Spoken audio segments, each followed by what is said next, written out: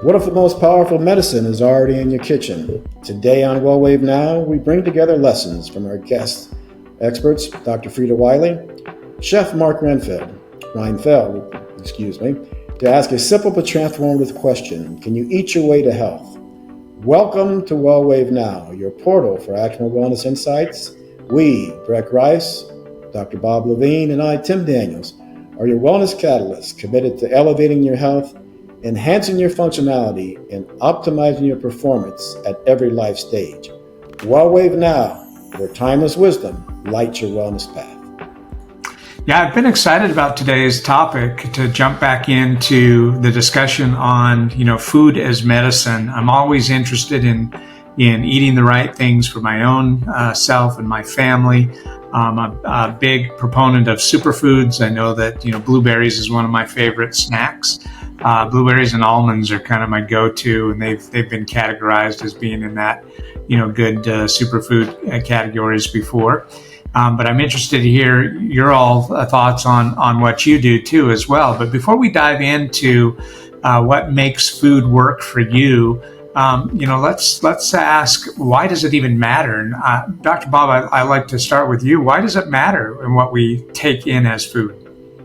Well, one major point I want to get across that I think is really important for people to understand is that the human being can withstand so much detrimental input. What do I mean by that? Okay, so air pollution, let's say you're breathing really dirty air. Let's say you're drinking water contaminated with all kinds of crap. Let's say you're eating foods that are highly processed. They have chemicals in them. Maybe you're taking a lot of pharmaceuticals with side effects and pharmaceutical interactions that are problematic. Did I say smoking cigarettes for many decades? People can do that. People can withstand so much. And when we're eating the wrong foods, that's one of the most important categories of taking care of doing it in a way that's effective for the human condition to thrive. And so, people can eat junk for a long time. We're the most heavy population on the planet. Obesity rates are huge. And so it's a real problem. And it can all be solved with, eating the right foods, relieving stress, and getting a little bit of exercise. It doesn't take a ton, but these are the types of things that work for people. And so food is vital. That's what I would say. Right. So I was watching this little thing. I think it was on Netflix, but don't hold me to it. Where it was a little documentary on The Biggest Loser. And to your point, they were saying when The Biggest Loser started, that I think obesity rates were like 25%. But now, as of 2020, I think they were looking at it was at 45% in the U.S. So that just backs it up. So yes, it's important. How we eat is important, just as you said, from the obesity standpoint, and to all the metabolic syndrome thing that we were going to talk about to our guests who joined for that. But our expert panelists had some challenges, so that's why we're addressing this a little differently this way. So to all the metabolic syndrome items.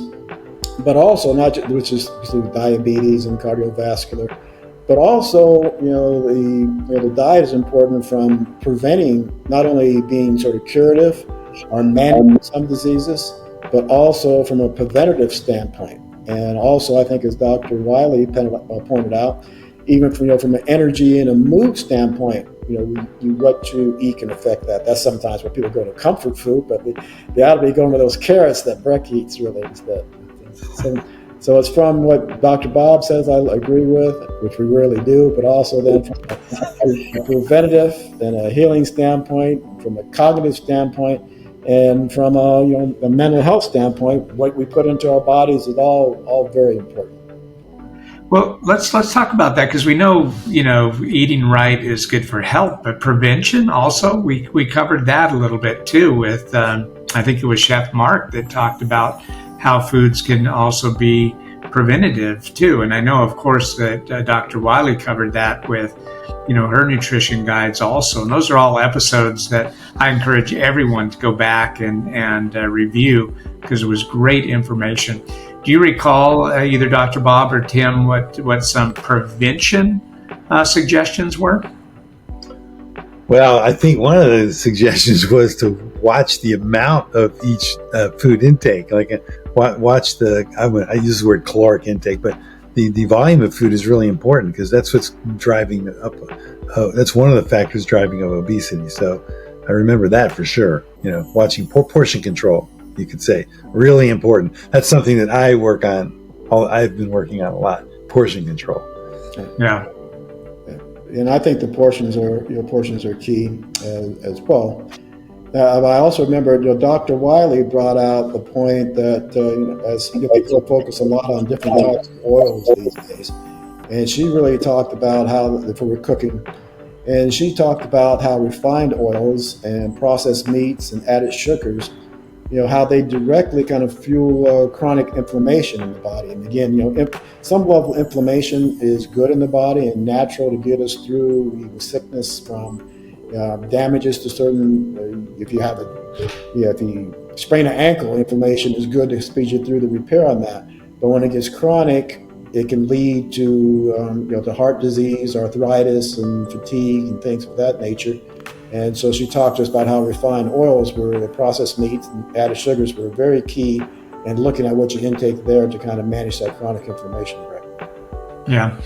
And I focused in on foods that influence energy and mental sharpness and mood and performance. And I think about, we've had this discussion before that, what do most people reach for first thing in the morning is caffeine, right? And sometimes that caffeine has a bunch of sugar in it too, the lattes or whatever that, the cold brews, and they put a bunch of cream and sugar. And that's great, but the crash comes later, right? So we've talked about, what you should reach for first thing in the morning is you need to hydrate, right? You've kind of been dehydrating all through the night. You need to immediately hydrate.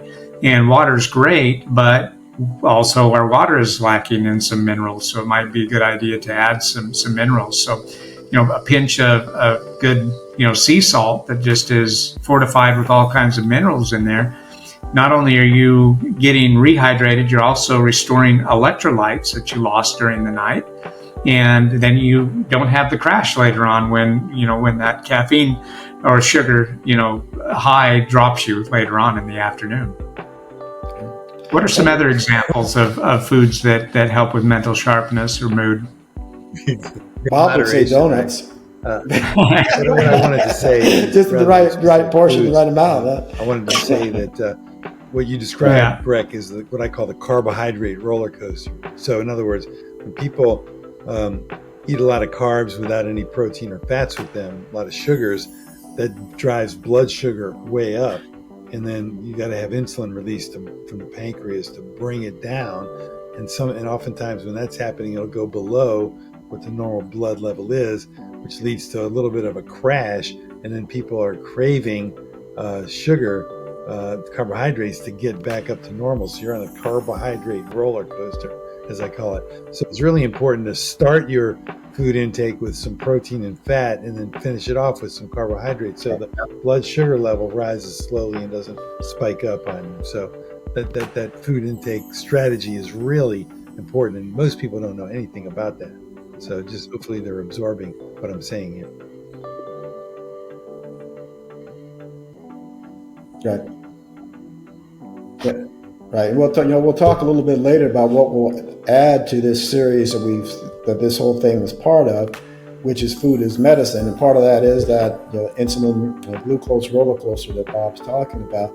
And one of the things we'll run into when we really dive into that in a future episode is that one approach to eating to maintain that is not only the content but the quantity. There are some that advocate eating 5 or 6 times a day, smaller meals, really kind of just to keep that level really key and keep that insulin from sweeping in and knocking things down and spiking that glucose back up. We'll get into that in the future. Part of the episode is part of this as well. So Tim, what's the role of supplements with the food? We've talked a little bit about some of the foods that we eat for more than just energy, but then supplementation has a good part to play as well. Right, and the way I look at that is, food kind of lays the foundation, and without a foundation, whatever else you put on there doesn't matter. But there are some compounds that are hard to get in meaningful amounts from just diet alone, and that could be take collagen or MSM or hyaluronic acid. All those you would need to eat in practical. I was watching the great British baking menu. You guys ought to watch that a little bit on Roku too. And they eat a lot of, some of the high-end chefs are putting bone marrow, and that's why I'm getting this in there. But you'd have to eat an impractical amount of bone marrow, bone broth, connective tissue out of the animals that you get, or a protein to reach levels that actually do you any good when you've got some damage or something that need to be patched in your system. A simple example of that is, my knees, where I think I eat pretty healthy, according to, both in moderation, which kind of Chef Reinfeld and Dr. Wiley said, but those things weren't affecting and regenerating damage to my knees. When I added those supplements, that MSM, the collagen, the right amount of vitamin C, I've seen amazing transformation in some very old and damaged knees. And so that's why there needs to be a combination. And like I said, by the same point, you can take those supplements in all by themselves, but if you don't have the foundation to lay those upon, then supplements themselves won't do you any good. So net is that beautiful balance between the foundation of healthy eating and the right supplementation to targeted things that'll kind of get you where you need to be. Yeah. And I think, both you, Tim, and Dr. Bob are great examples of, that longevity, right? Both being D1 athletes, putting your body through the ringer, having a lot of injuries during your careers, and then living with the recovery after your careers.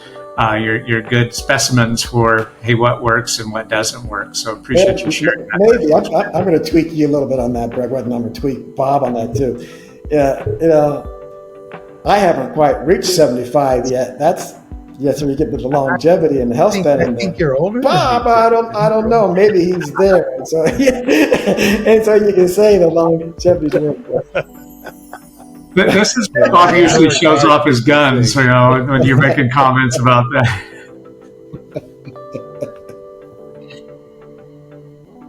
Hey, there you go. And that's true. Hey, if you are now, if and when I reach that age, and I've got I forget one of our guests, Dr. Tenori. She had a word for it, not just health span, but I don't know if it's productivity span, but it was something there. But reach that where you've got if I reach that age and still can do 15, 20 pull-ups, get back to running on these knees, I'll be happy to talk about my age. Now I'm right in that little bracket where I don't really want people to know. Yeah. Dr. Josie, the one thing I took away, and I encourage everybody to go back and listen to Dr. Josie Tenori's, she's a medical doctor, Harvard medical doctor, that one thing that really struck me was that muscle is our bank as we age. And if you let that go, you basically become healthy bankrupt, right? Movement is so important. But when getting back to nutrition, another factor is if you can't read the label and understand what's in a food product, it's probably not a good idea to eat that. And so limiting foods that you eat that have all kinds of added compounds in them that we don't know what exactly they are or what they're doing, that could be a real great thing in terms of prevention. Eating healthy foods where you have minimal components on the labels of the food, and fresh fruit is really important too.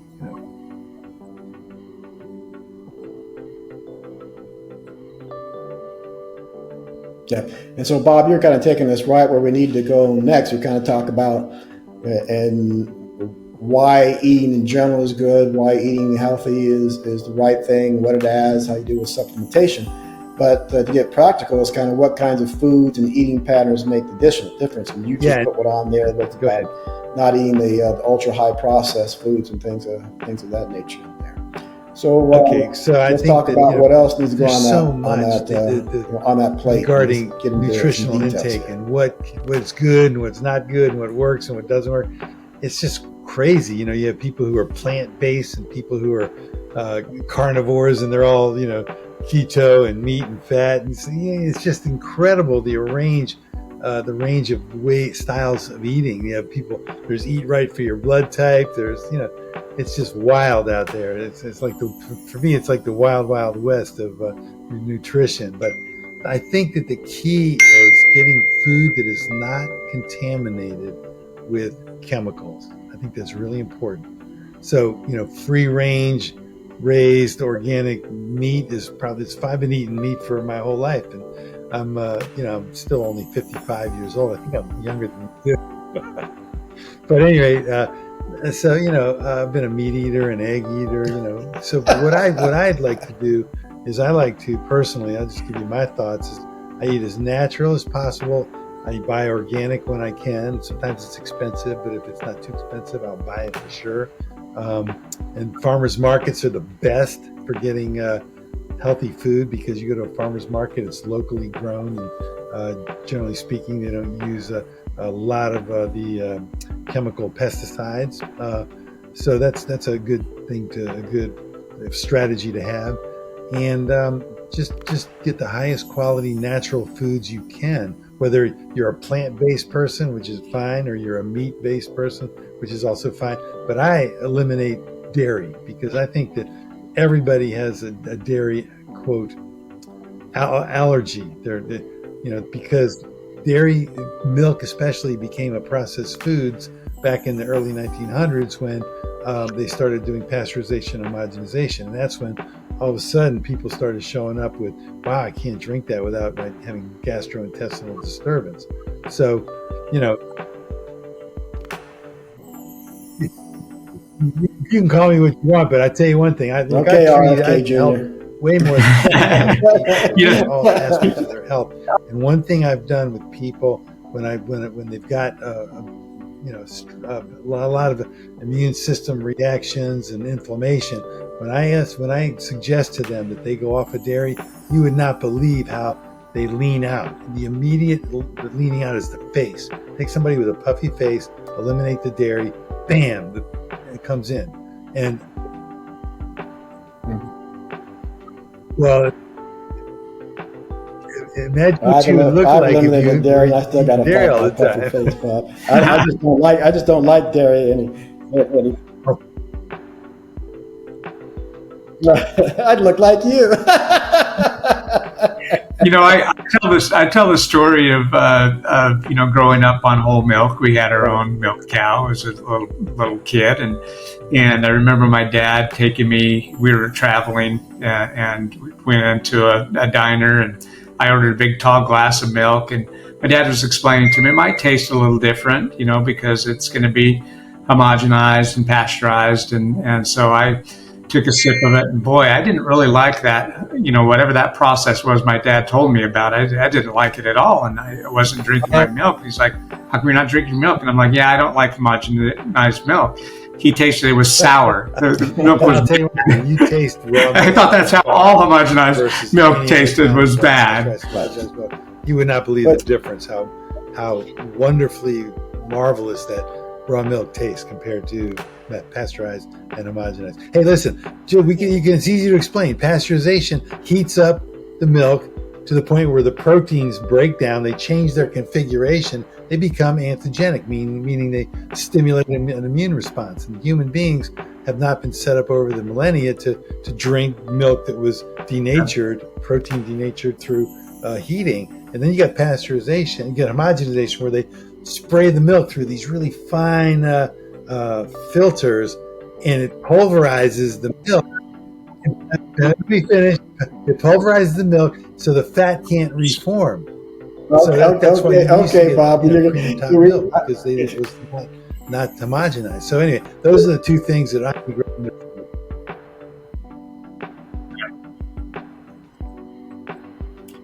That's I hear you, and to each his own. For me, there's a reason that Louis Pasteur came along, and there's a reason that it's helped some people. It's helped some people. It's prevented a lot of diseases, a lot of illness from that.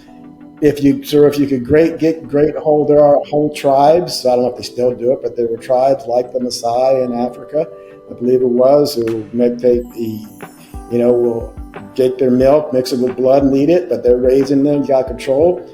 Fine, if you got a great source and you want to do that, have at it. But I like pasteurization for other reasons. But what I will say, to your point on dairy and whatever, I think that ties in with Dr. Wiley told us, is that she was very much into personalization of your diet. That for some, like even things like for wheat. For some people, wheat would have a problem, so you look at it. For some people, raspberry could kick off inflammation. So she really said, take note of how your body reacts to certain foods if you're having some challenges and you're not in balance, and personalize it, customize it for yourself. Yeah, I was really surprised by that raspberries were something that you needed to watch if you have an issue with inflammation. But, Chef Mark Reinfeld, he really focused in on plant-based approaches, right? And I learned a lot from his episode. Encourage everybody to go back and listen to the Chef Mark Reinfeld episode. Really great episode. And it starts with little shifts, right? So like my first introduction to somebody that was going plant-based or was vegetarian, the way that they explained it to me, because I was, young and I thought I was an athlete and I got to have that, meat protein. And he explained to me, well, listen, let me explain it this way. If I took an apple and a piece of steak, raw steak, and I set them out in the sun for a day or two, and you came back, which one would you prefer eating, the apple or the steak? and kind of put that visual in my head of, okay, what's going on in the gut during the processing of that food. So I get that point. I'm not saying that's for everyone, but Chef Mark had some great suggestions on how just small shifts can really go a long way. That you don't need to go full on to a plant-based, but to add additional vegetables into your diet, and I guess that's fruits, nuts, seeds, everything that is non-animal products. Adding just a few more to your diet is going to make a big shift. Yep, I remember mentioning that. Add a few more, and then also, maybe just because I think that some of the thoughts, I guess, on like Bob, I like my meat. But I think some of the thought is that meat can lead to inflammation. It can tax the system in some ways. But he said even if you switch to like a meatless Monday, I might do a meatless Monday once a month. But even if you did those, that, like you said, more incremental vegetables, but also a little bit of switching and change one day a week, that those could have big impacts on your body. And I think that ties in also to even what our wellness heroes have said. As we've talked to them, and we got that whole series on the wellness heroes, where many of them, stated they didn't need to be 100% to get healthy. Just make a lot of small changes in a number of different ways, and they added up. And then tying directly to our food as medicine, there's one that Lori Lundeen, who joined us, I believe, had ulcerative colitis, and that's where she looked at and really looked through what food she was eating that really set that off, in addition to what supplementation she found could lead to that healing in the intestinal tract. She combined those two, and where people told her that she had to be on medication for the rest of her life, she's been off it often for years now and thriving. So there she I think there's a lot of examples of people really who that, shifted their diets around. I know a guy who was huge weight-wise, and he just started eating salads. That's what he ate, salads with different stuff in it. And that's all he ate. And then another person who went to restaurants and when they ordered meals, he got a to-go package immediately and took half the meal and put it in the to-go bag. So therefore he was only eating half and lost all kinds of weight just by practicing that simple change in habit,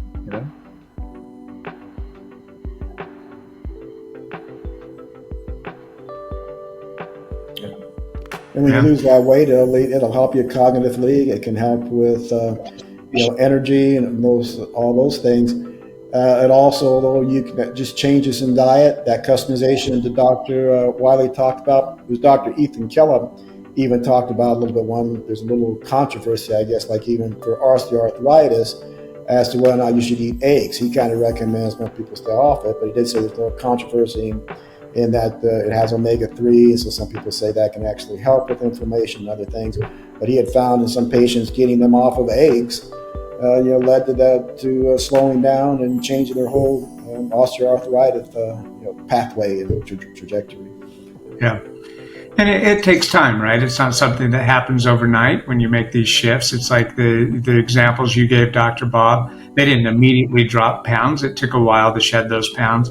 When I, was a younger father, I had one daughter that just absolutely, she fell asleep on the couch downstairs. Her bedroom was upstairs. You were a goner. You were not waking her up. She was just dead to the world.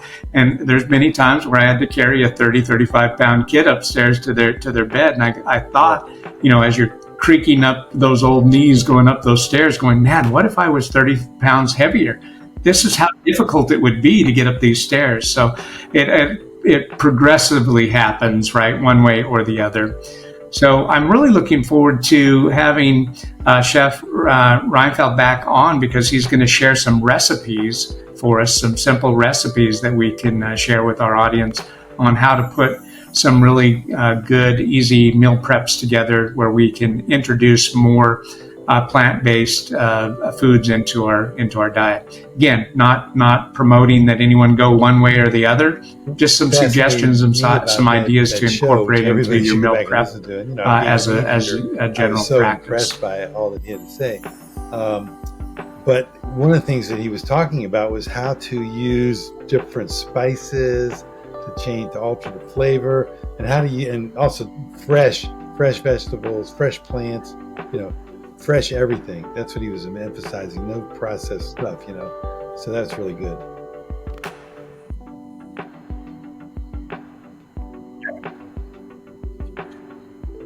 Yeah. So while we're on the topic of weight loss, let's take a break for our promo right now. And so many people are interested in these GLP-1s, and so many have been prescribed those GLP-1s that were initially came out to help with controlling sugar, right, for diabetes. But one of the side effects was that they found that they were beneficial in weight loss as well. But are you tired of those painful injections and also very expensive prescriptions? Do you want to lose weight naturally without the hassle?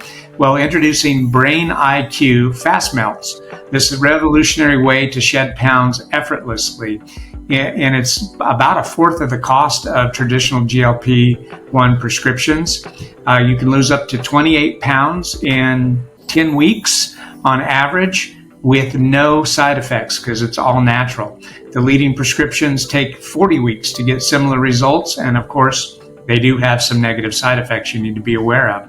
So outperform the leading GLP-1 prescriptions, lose more weight in less time, say goodbye to long wait times, and hello to faster, safer, smarter ways to reach your goals. Don't wait. Choose Brain IQ Fast Melts and start transforming your body today. Available now, because your journey to a healthier, happier you starts here. We'll leave a link in the show notes for the Brain IQ Fast Melts, all natural. So excited to have them as a sponsor, and we'll leave information for the show notes if you want more information. Literally a fourth of the cost of what the prescription medications are. So let's look at making this real, right? We've had some talk here of what we should do, some good advice, some great advice from everybody. Now, how do we turn it into daily practice? So let's jump into some of those points. How do we begin? Just small, realistic first steps to changing our eating habits. Any suggestions, Dr. Bob? Vegetables, meats. Get the highest quality you can afford to get, and reduce your portions accordingly. And put your fork down after each bite. That's really a valuable tool to use in the weight loss arena. And count your chews. Chew 20 to 30 chews per bite, and you'd be shocked at how much more satisfied you are with less food. So those are just 2 tips for people. And like I say, go to the store often.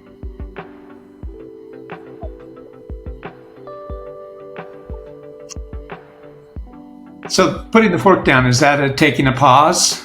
Because I know that if I scarf it all down, I can always fit in more. But if I pause and realize, oh no, I'm satisfied. I don't need seconds. If you eat a lot of food within 20 minutes, you'll never feel full during that 20 minutes. But if you can slow it down and in 20 minutes eat half the food, you'll feel satisfied at the end with the same amount, with half the food in the same amount of time.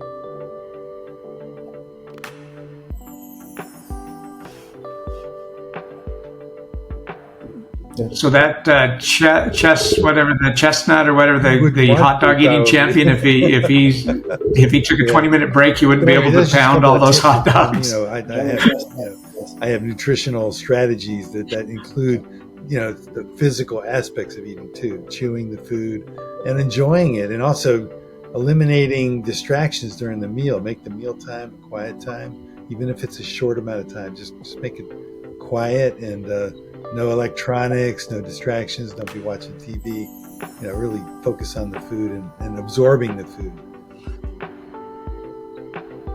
Yeah.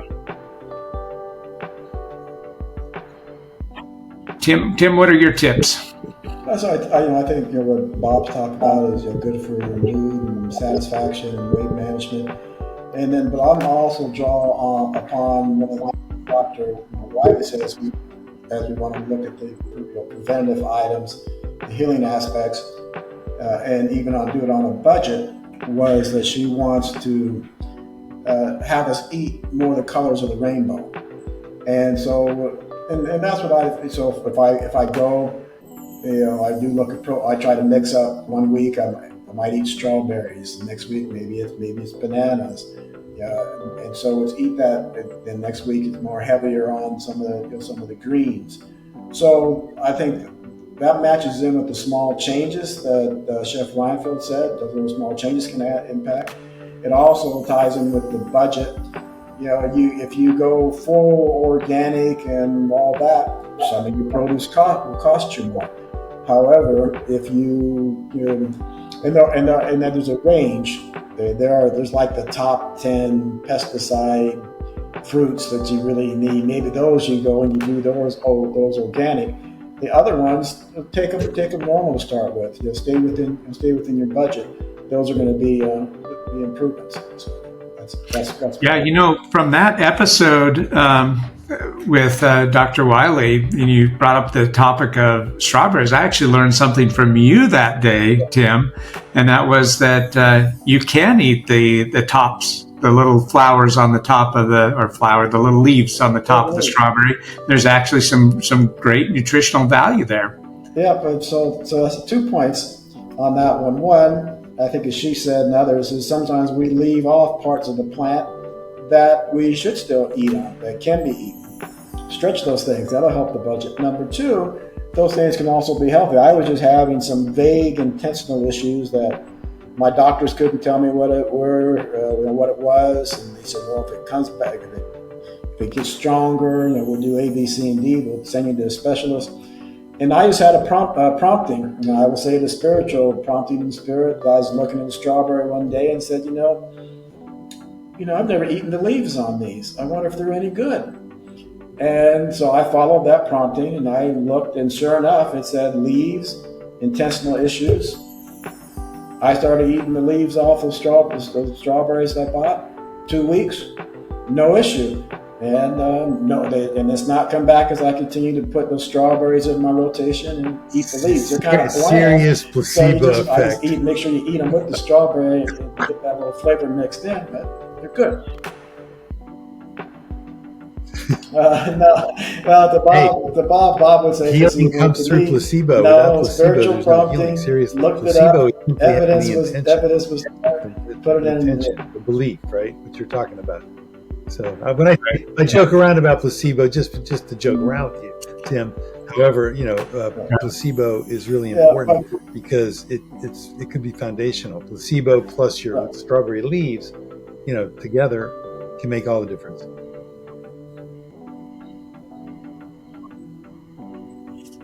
Well, the reason I wouldn't say it's placebo, but I hear you and I agree with you on placebo. They've even done studies where if a doctor will give you a medication and says this is going to work for that managing that system, as we know, most times, that it's been more effective than they just give it to you.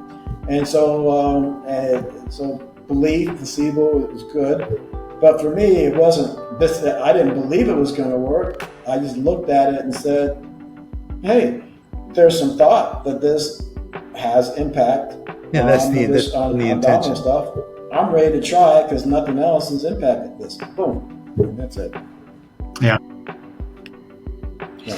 Yeah, my son had a similar experience. He wondered if it was okay to eat the watermelon seeds because, you're growing up, you always say, oh, you're going to grow a watermelon in your tummy if you eat those. Right. But yeah, actually, there's some nutritional value in the seeds. Mm-hmm. Yeah. I think that's the other thing that ties in with Dr. Wiley on those things that parts of the plant that we often sometimes don't eat. Also ties in with, I think, was the thing Chef Reinfeld said, is he did say, look at the seeds.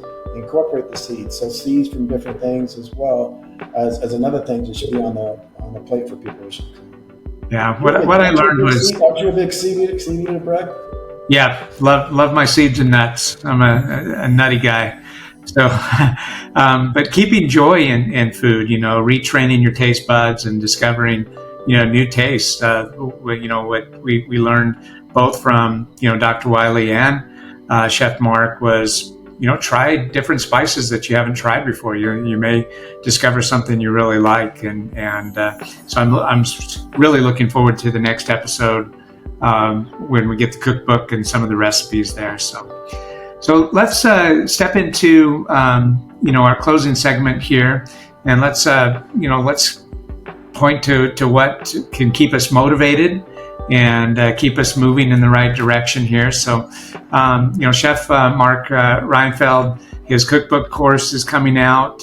We'll have him on to talk about some ideas, and then he also has a full course that you can learn about from the episode we did with Chef Reinfeld. We have Dr. Freda Wiley, her insights on food and inflammation. That's a great episode. I would encourage everybody to go back and listen to, learn some great advice from Dr. Wiley, as well as what we discussed here, what I learned from Tim, and checking into some of the things that we normally discard. I mean, the one thing I always learned from my dad growing up is, if you're only eating the inside of the potato, you're not getting any of the actual nutrition. It's all in the skin, right? That's where the vitamins are. Maybe where the minerals are too, because they are, they're growing in the dirt, right? So what are some other takeaways from our past episodes we want to point any of our listeners to? So, and because, I make so many meals now by taking things out of the freezer that I can heat up really fast on the stovetop. By the way, personally, I don't use a microwave. It's just my personal thing. There's been studies done showing that we know that microwave destroys the protein structures. So, and that's another example of how the human body can withstand so much, even though we're getting denatured protein. So I don't use a microwave. I heat up on the stovetop, but I can make a meal in 15 minutes by taking different things out of the freezer, combining them, putting in some sauce, some cream in there, whatever it is, not cream, but the coconut milk is what I use. And so speed cooking is really, to me, important, because I don't want to spend like an hour prep time making something and then a half an hour to cook it and then a half an hour to eat it. I just don't want to be spending that much time. So I cook big batches, I freeze a lot of stuff. It works, and you can buy really high quality frozen, even organic vegetables, which is great. Whether it's green beans or mixed vegetables, you can get them. They're not that expensive, and then you pull them out of the freezer and go. So I just wanted to point out the two things: cooking large batches, freezing it so it's fast for you. And if you're leaving your home and going to work or going wherever you're going, you can just take something with you in a small little cooler, and you got your food. And so you're eating out less, which is going to be helpful, because I believe that cooking and eating at home is way more healthy than eating out in any kind of restaurant.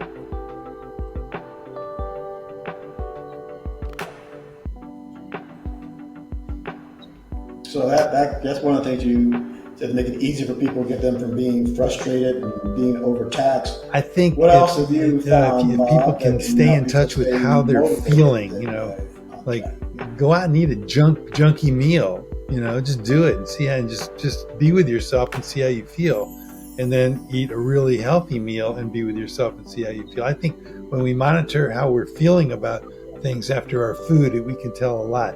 And as an ex-football player, I mean, it really took me probably almost a couple of decades to really regain sensitivity, because we were so blasting into people all the time, and you had to ignore feelings, ignore pain. And so it took me a long time to gather up to be able to feel things in a new kind of way. But most people are not subjected to that kind of bodily punishment, so they can actually feel how they're feeling. And so it's really important to get in touch with themselves, and feel themselves after the food that they eat. Feel them if they're doing a carbohydrate roller coaster. Experience that. Wow, I'm crashing that. Why is that? Well, unfortunately, I had a Pepsi or a Coke or a Mountain Dew, which is really bad news. That stuff's poison. In my opinion, this is my.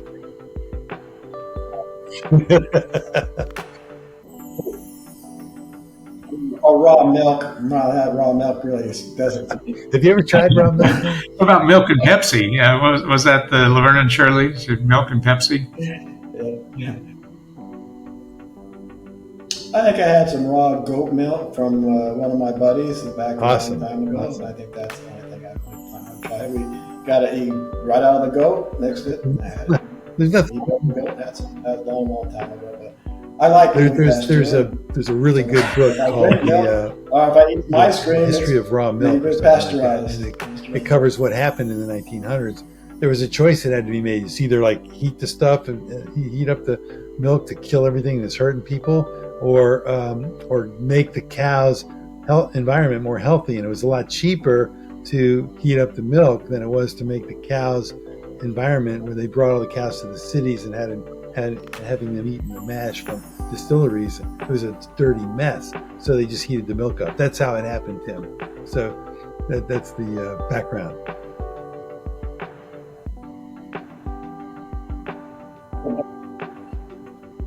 However it happened, it's probably still cheaper to kill the bugs than. I mean, how many dairy farmers do you hear about that are dying from eating the raw milk they get out of their cows? Rules and make things happen, but yeah. Oh, they do.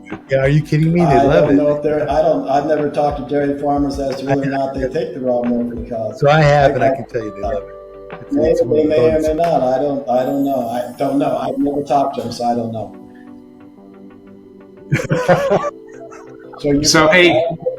This episode Breck the Peacemaker is going to take us down the path. So Bob, you told No.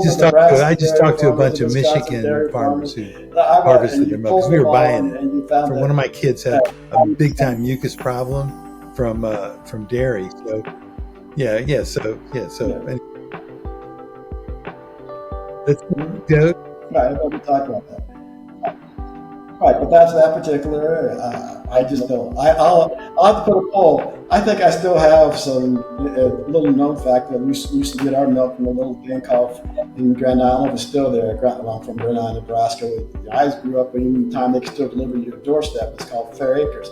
So I know some cattle people there. I don't know if I know. Yeah, the dairy farmers are pissed off that they can't sell their milk. I'll ask them how many of them drink them. It's illegal. It's illegal to sell raw milk. So in Michigan, we had to buy a cow share. We had to buy, it was like a cow condominium. You had to buy a share of a cow. Then you could get your milk. So anyway. Yeah. So, ladies and gentlemen, this episode is not brought to you by the Dairy Farmers Association, but what is on deck, Tim? What is coming up next in the food as medicine realm? Thank you, Breck, for taking us back on our show there. Well, I will add before I go on deck there is I think what Bob did talk about, sort of tracking your feelings, matches with a number of people that our guests have said. Anywhere from the stream, like if you just think about it, like Bob said, to Dr. Wiley was very focused on it in a good way. So I said where she journaled everything. I would never personally, I could never stick with the journal. So thinking about it is one thing, but even go back to Ani Papazian, who was the serves as the massage therapist for Janet Jackson, was also very good at the pain. She said, monitor your feelings, monitoring what you eat and how it might affect you. Dr. Kellum said that. So I think all those episodes, things to go back to look at and supplement what Dr. Bob talked about in terms of why really monitoring and being, I hate this term, but being mindful of what you're experiencing is key to making sure that you can eat your way to health. Now, back in the future, things we've got coming up, right? We've got Dr. Chef. Dr. Chef. So I'll just give him a new title. Yeah, the food doctor. Professor, Dr. Chef. We've got Chef Mark Reinfeld coming back to us. Really taking us through some of that quick preparation, making those plant-based things tasty, and adding that, doing that. We'll have an episode focusing on these different things about different diets for weight loss and weight management and different tools. We're talking to that. And I think we'll also pick out a couple of specific conditions and really talk to what diets can do for those specific conditions. One more So thing that I'd like to put in before Breck does his famous close. Series. So I want to tell everybody out there, like, if you're eating something that is maybe less healthy than some other things you could eat, enjoy it. And know that your body can process it and get all the nutrition out of that you can. That's what I want to say. Because a lot of people that I've worked with in terms of my clients they've had poor eating habits and they have beaten themselves up over their habits, or because they're eating something that's unhealthy, like a big slab of chocolate cake or something. They eat it really fast because if they can get it down fast, then they don't feel so badly, I think. And at least that's what I've been told. So the point is that, if you're eating something that's not that healthy for you, slow down, eat it, chew it, enjoy it, absorb all the nutrition you can get out of it. That's my closing.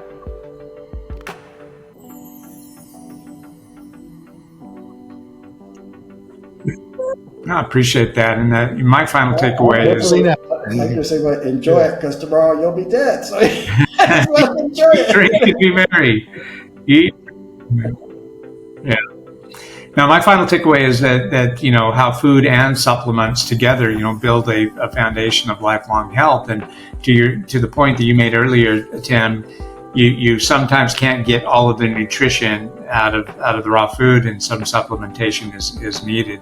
And so there's a lot of good guidance there too. If you go all the way back to our episode with Armand Eckelbacher, man, he's an amazing resource on proper supplementation. So I would encourage everybody to go back and listen to that episode as well too. So today we asked, can eating your way to, can you eat your way to health? And the answer is clear. Yeah, food is not just fuel. It can be one of the most powerful medicines we have, and combined with smart supplements and, making right choices, like we talked about, it can help you prevent, heal, and even thrive.